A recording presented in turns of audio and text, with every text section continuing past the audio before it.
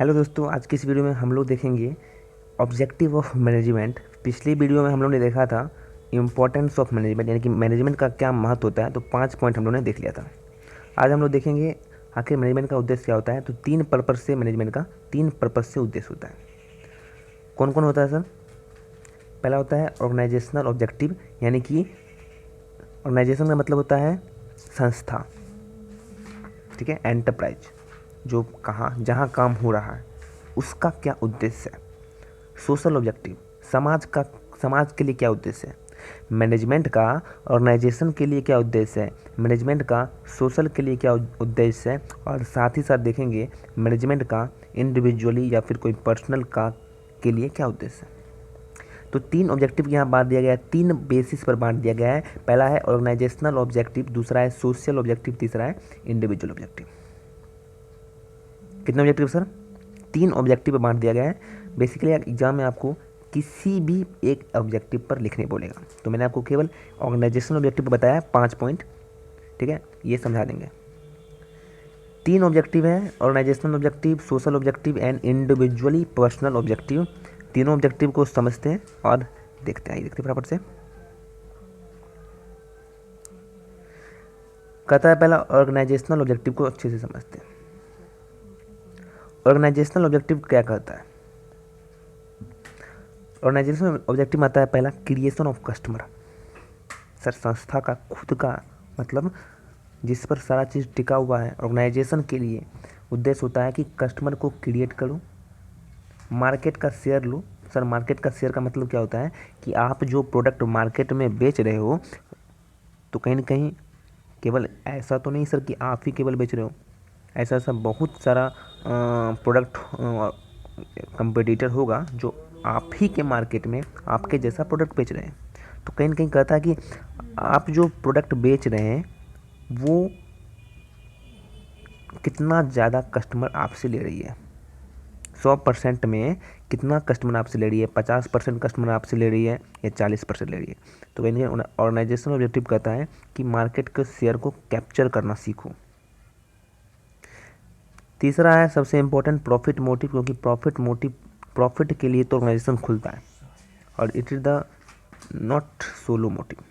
तो अगर long term लेना है, बिजनेस में लंबे समय तक टिके रहना है, तो कहीं ना कहीं हम प्रॉफिट मोटिव को एक बार के लिए हटा कर रखेगा संस्था।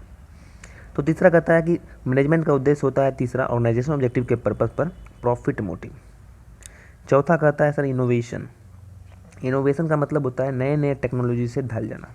जो नया नया टेक्नोलॉजी आता है, नया नया टेक्निक आता है, उस पर ढल जाना। जैसे फिलिप्स नाम सुने होंगे। फिलिप्स पहले रेडियो बेचती थी।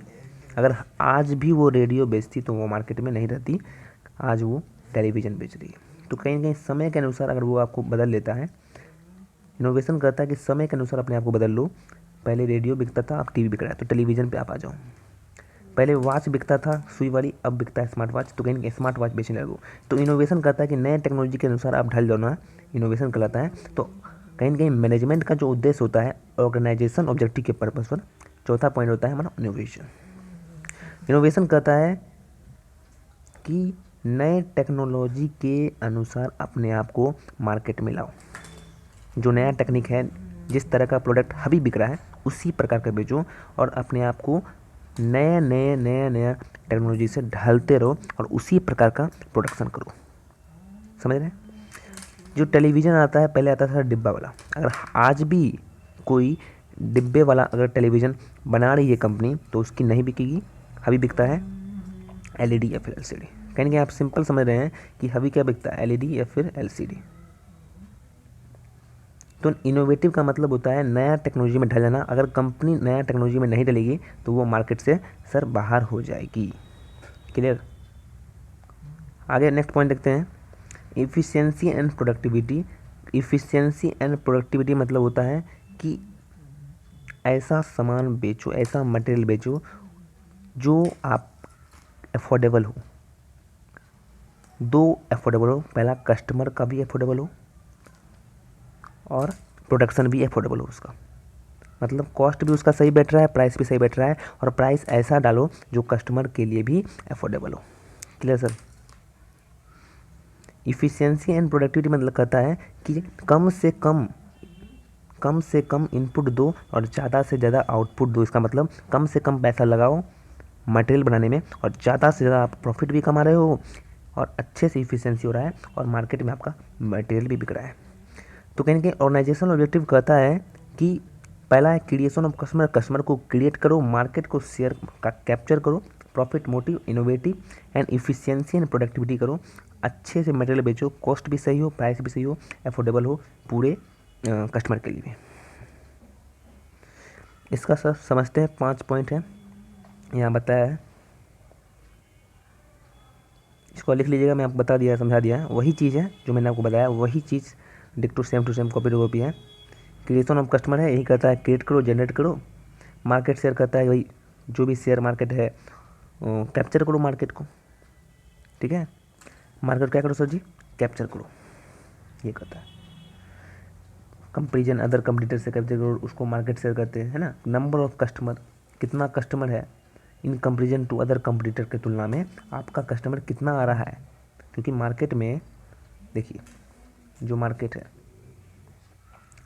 मार्केट में केवल आप जो प्रोडक्ट बेच रहे हैं, आप मान लीजिए कलम बेच रहे हैं, ऐसा कलम 3 आदमी बेच रहा है, उसमें आप भी हैं, पहला दूसरा तीसरा, ये जो कंपटीटर है दोनों, और 100 कस्टमर है इस मार्केट में कलम लेने वाले, इसमें से आपका ले रहा है 30, इसमें से इसका ले रहा है 20, इसमें ले रहा है इसका 50। तो मार्केट शेयर कहता है कि आपके मार्केट में कस्टमर कितने कस्टमर आपसे ले रहे हैं, तो 30% ले रहे हैं कस्टमर। तो मार्केट शेयर कहता है कि ऑब्जेक्टिव होता है कहीं ना कहीं कैप्चर करो मार्केट को, ये जो 70% आपका कमी हो रहा है उस 70% का भरपाई करो और 70% भी आप लेने की कोशिश करो। और ये 70% कहाँ से होगा सर, इनोवेटिव टेक्निक से, प्रॉफिट मोटिव से और भी बहुत कुछ से, जो कि आगे देखेंगे। चलिए नेक्स्ट है इनोवेशन, बता दिया, इफिशियंसी एंड प्रोडक्टिविटी आप लिख लीजिएगा नोट से आपके पास। चलिए नेक्स्ट देखते हैं सोशल ऑब्जेक्टिव। सोशल ऑब्जेक्टिव क्या कहता है कि सर केवल अपना मत देखो, मैनेजमेंट कहता है केवल अपना नहीं देखो, समाज का भी देखो, समाज को लेकर चलो, ऐसा प्रोडक्शन मत करो जो हानि हो रही हो समाज के लिए। स्मोकिंग जो सिगरेट वगैरह वो मत बनाओ क्योंकि वो हानिकारक है, किसके लिए सर, समाज के लिए। ऐसा प्रोडक्शन मत करो जो ज़्यादा पॉल्यूशन फैला रहा है। ऐसा प्रोडक्शन करो जो कस्टमर की अफोर्डेबल हो, कस्टमर सेटिस्फाई हो रहा है और कस्टमर के नीड के अनुसार करो। तो सर सोशल ऑब्जेक्टिव कहता है कि सब कुछ समाज के लिए करो, कस्टमर के लिए करो। पहला है इन्वायरमेंटल एंड नेशनल ऑब्जेक्टिव, मैंने जो बताया कि पॉल्यूशन मत करो, ऐसा प्रोडक्शन ना करो जिसमें ज़्यादा क्या हो रहा है सर, पॉल्यूशन हो रहे हो। दूसरा कहता है वेलफेयर स्कीम निकालो अपने कस्टमर के लिए, अपने जो एम्प्लॉय के लिए, कस्टमर्स को सेटिस्फाई करो। सेटिस्फाई कैसे करें, तो उसके नीड और डिमांड के अनुसार उसकी सप्लाई को पूर्ति करो। चौथा है ह्यूमन वेलफेयर। ह्यूमन वेलफेयर मतलब कि जो आपके एम्प्लॉय आपके अंदर काम कर रहे हैं उसके लिए कुछ ना कुछ वेलफेयर स्कीम दो, ह्यूमन वेलफेयर करो, जैसे मेडिसिन फैसिलिटी दो, उसके बच्चे को फ्री में पढ़ाओ, सुविधा दो। तो इन कहीं चौथा पॉइंट कहता है ह्यूमन वेलफेयर। पांचवा पॉइंट है better human relation. Better human relation मतलब कस्टमर से भी साथ ही साथ एम्प्लॉय से भी, दोनों से बेटर ह्यूमन रिलेशन बना कर रखो और ऑर्गेनाइजेशन से, तभी जाकर ऑर्गेनाइजेशन चलेगी। क्लियर है। चलिए नेक्स्ट आगे देखते हैं। इसका हम लिखवाने एक पॉइंट, अगर ऑर्गेनाइजेशनल ऑब्जेक्टिव लिख देते हैं 5 पॉइंट तो भी हो जाता है।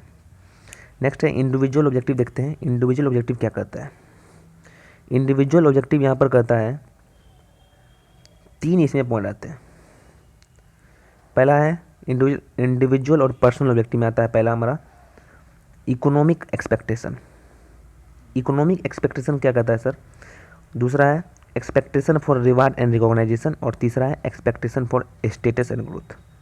ये तीनों चीज़ किसके लिए है, ये तीनों चीज़, ये जो ऑब्जेक्टिव है वो ऑर्गेनाइजेशन में काम करने वाले जो एम्प्लॉय है उसके लिए। ठीक है सर, जो ऑर्गेनाइजेशन में जो भी एम्प्लॉय काम करते हैं उसके लिए ये तीनों ऑब्जेक्टिव है। पहला है इकोनॉमिक एक्सपेक्टेशन, जो आपके यहाँ काम करेगा एम्प्लॉय वो चाहेगा कि उसका तनख्वाह बढ़े, वेतन बढ़े। दूसरा है expectation for reward and recognisation, वो चाहेगा कि उसका प्रमोशन हो, बोनस मिले, उसे रिवार्ड मिले, वो मोटिवेट हो। ताकि expectation for status and growth, वो चाहेगा एम्प्लॉय कि वो उसका स्टेटस हो, उसका अपना ग्रोथ हो, डेवलप करे, प्रमोट हो। तो ये 3 चीज़ एम्प्लॉय के लिए है, इंडिविजुअल एक पर्सनल के लिए। तो वो चाहेगा कि उसका इकोनॉमिक एक्सपेक्ट करेगा रिवार्ड रिकॉग्नाइजेशन के लिए। साथ ही साथ दोस्तों एक्सपेक्ट करेगा कि वो उसका ग्रोथ हो, उसका खुद का स्टेटस हो।